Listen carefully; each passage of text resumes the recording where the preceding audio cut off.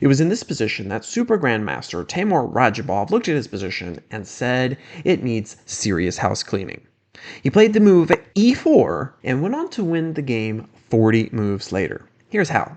This is the second game in our Middle Game Manual series where we're going to be looking at what to do when you can't think of a plan. Now, the first episode was on how to create a plan, and there was a 4-step process that's detailed there. Go watch that video if you haven't seen it already, but I'll go ahead and tell you, it's first start by looking at your opponent's threats, find your targets, look for the areas that you have a force advantage in, and then decide what you're going to do based on that.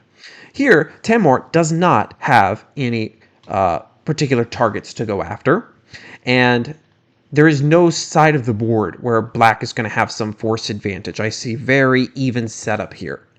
And so it's very hard to create a plan in these sort of situations that are so balanced. So I have 3 thoughts for you today that will hopefully help you decide where to go from here. Let's start always with the first thought. You always have to consider your opponent's threat. All right. If I don't suggest that as one of the 3 thoughts, there's going to be half of my viewers leaving angry comments saying that you always have to start by looking at your opponent's threat. Okay. We're just going to put that out there. Look for your opponent's threat on every single move. Don't ever take a break just because you think you're winning or because you've got an obviously great plan. So we're going to start by looking at opponent's threats. We don't have any. But Timur played the move e4 here, and that's because of the second thing you need to consider, which is you need to clean up your house. Look in this position. Your house, your chess position, your side is messy. This bishop is not very good right now. This bishop is totally blocked in by these pawns, right? If I can draw some good arrows. And this rook potentially is not as good as it could be. I mean, I could imagine it being happier on the B file where it would be open. And I could also imagine, since it's an endgame, this king would probably be happier if we were on G6 or potentially on D7. That would be ways that we could make our position better. We could clean it up a little bit. And when you can't think of a plan, finding a way to improve your position like that is very important. So Timur plays the move e4, and his opponent is Wang Ye. I'm not quite sure how to pronounce that, from China, and he is a 2700 rated grandmaster as well. So this is a huge game, and now Timur is down a pawn. Rajabov then played the move bishop d4 check, and look at how much better this bishop is. The bishop is proudly sitting on d4 and is a beautiful area of black's house, of black's position, whereas before it was quite terrible and downright disgusting. So we have improved the position, but we're not done yet. The third thought you can always consider when you're in these type of positions is, how can I improve my pawn structure? Now, when you do this, you got to be very careful because pawn structures are, they can't ever be taken back. If you ever make a pawn move, you can't push it back. And so if you ever make one that really weakens the pawn or weakens your king safety or your structure at all, you can't undo it and you have to live with that for the rest of the game. So whenever you make pawn moves, make them carefully. And Timur played the best move here, a4, improving the pawn and trying to lock this b2 pawn on a dark square where it will be targeted by this bishop. And already, Timur is starting to come up with a decent plan, which is to target the b2 pawn. Now, of course, Rajabov's already down a pawn, so if he wins one back, it will only be even, but you can see how he's already starting to play at least some pretty good moves here. He's proved his bishop, but there's still more to do. So his opponent, Wang Ye, played the move h4, of course, immediately threatening to take on g5 because of the knight and the pawn. So black has no choice but to capture on h4. Now this does rebalance the material. This seems like a pawn sacrifice from Wang, but this pawn will quickly be gathered back up, and black's pawn structure is messed up because of it. So this seems like a good move, and now after king h2, we see another improving move, rook fb8. Now, this is probably not the improving move you would have played. You would have probably played the move rook ab8 because the rook on the f file is half open, right? So there's no black pawn in front of it, whereas the rook on a8 is not. But you see, we want to play on the queen side. We want to create a force advantage on that side of the board. And we might be thinking about pushing this a pawn very soon and opening up the a file for ourselves. So we are going to keep both of our rooks on the queen side. To counter this, White played the move b3 right away. And of course, we're going to capture on b3. And now look at this. Since the starting position, we have made our bishop into the most beautiful piece on the board. We've put a rook on an open file, and we've put a rook on a file with a target. Our position is seriously cleaned up. So whenever you don't know what to do, you should always be looking for ways to clean up your position. Now this was a dramatic and immediate way that black got his position looking great, but sometimes it might take you longer. That's okay. Just create a to-do list, create a housekeeping to-do list, and check off one item at a time. Improve one piece at a time. And Radjabov continued to improve his game after the move rook a2. Look at this rook, just an absolute beast on the second rank. Now, rook to d1. Potentially, the idea is to go rook d2 and try to trade off this fairly useless rook on f1 for the powerful rook on a2. Another great way to improve your position, a great way to clean up your house if you're white. So white tries to clean up the house with rook to d1 and then king to f7. Again, kind of a move you might be looking at saying, what does it do? Again, it doesn't really do that much. We don't have like just this massive winning plan in the position. Remember, we're just trying to do the things that we do when we don't have a plan, which is improve our position, clean up our house. And the next thing on the to-do list was make our king happier, make our king better placed. Now, white does play rook d2 and rook a3. Now, why do we not trade? Well, that's because, like I said just a couple moves ago, this was the rook on f1, which is ugly and terrible, for this powerful rook on a2, which is wonderful and beautiful. And so we don't want to make that trade. But of course, also, we're just trying to win the b3 pawn by targeting it twice. King h3 was played. You might say, whoa, why not just go rook d3? And that would probably be good too. But now this rook is completely tied down. This rook cannot go anywhere, and neither can this rook. And then the way that probably we would see black trying to push for an edge would be to bring in his king, something like this. And it would be, it'll be tough for black to win, but black will be trying. White's position is very tough to play, and white decided to go with king h3, which is fine because he's going to grab h4 in exchange for b3.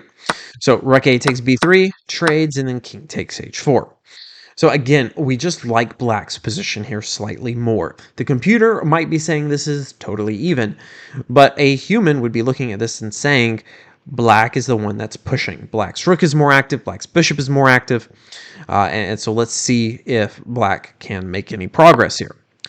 Black goes king g6, making sure the white king cannot enter. This is just a great housekeeping move, improving our king's position even more. After rook c2, then we see rook to b1. After knight h3 or knight g3, which of course the threat here is probably something like rook to h1, trying to force the white king back. After knight g3, we see h5. Wonderful move. Again, slowly expanding the pawn structure when it's safe. Of course, do not go capturing this because rook to h1 wins the game.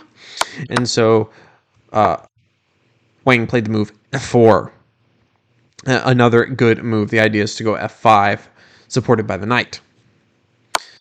Radjabov checked the king, and after king h3, rook to b3. Now, the point is the threat is h4 because the rook is pinning the knight to the king.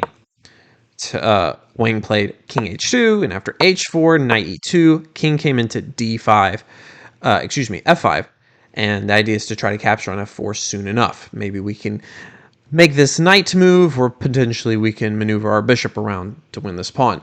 White's just totally cramped. All of black's pieces are performing way better than their counterparts, and so white's just desperately trying to hold on. With that, he played rook to a2, improving the rook, and now rook b4. And at this point, Wang kind of realized that there's no way to save all the material. If he plays rook c2, then again, we're going to see some of the stuff like bishop g7 and bishop h6. We might even just see a simple king e4, king d3, and then rook takes c4. So, seeing the writing on the wall, Wang played the move rook a8, and after rook takes c4, played rook e8. The idea is to cut off the black king, protect the knight, and then maybe it'll be easier to control the queenside pass pawns, the c pawn, with the black king being cut off. black plays rook b8, and then after rook e6, rook b3. And again, it's just black's slowly improving the position, putting the rook on a slightly more optimal square, and just getting ready to push the pawn. There's maybe not an immediate plan here. Long term, we want to make a queen, but for now, we're just making sure our pieces are as happy as they can be. g4, check. This looks like it wins the bishop, but, well, it actually almost does. But it doesn't because, of course, we have en passant.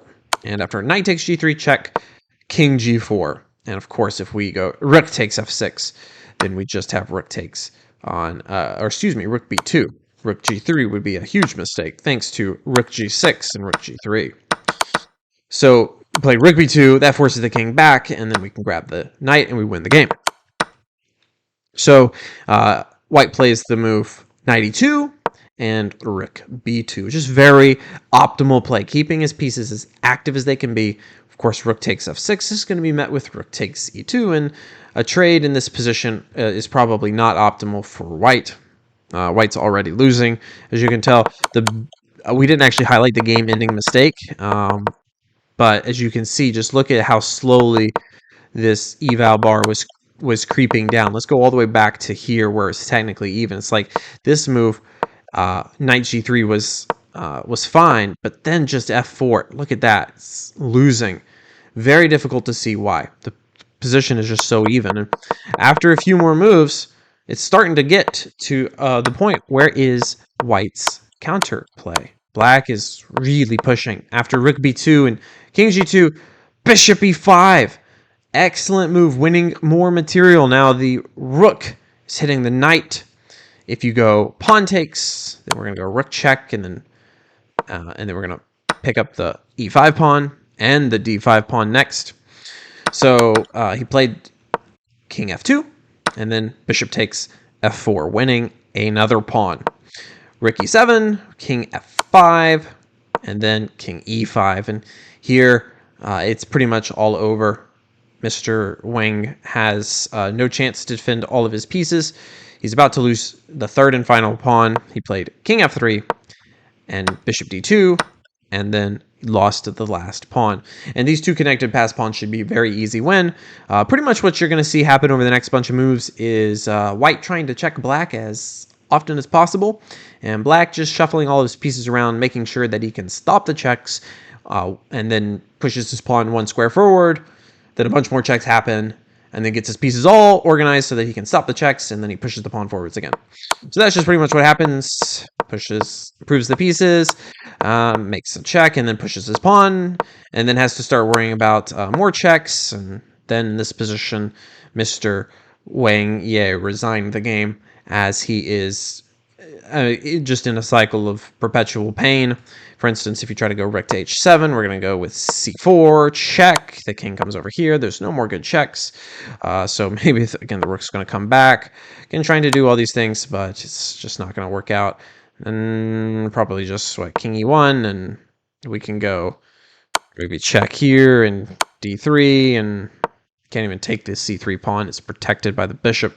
And then just d takes e2, and you just can't survive these onslaught of pawns, and that's why Wang Ye resigned. So when you don't know what to do, the most important thing to do is to improve the position of your pieces, improve your king safety, that sort of stuff. And of course, improve your pawn structure as you can. Just remember to do so very carefully.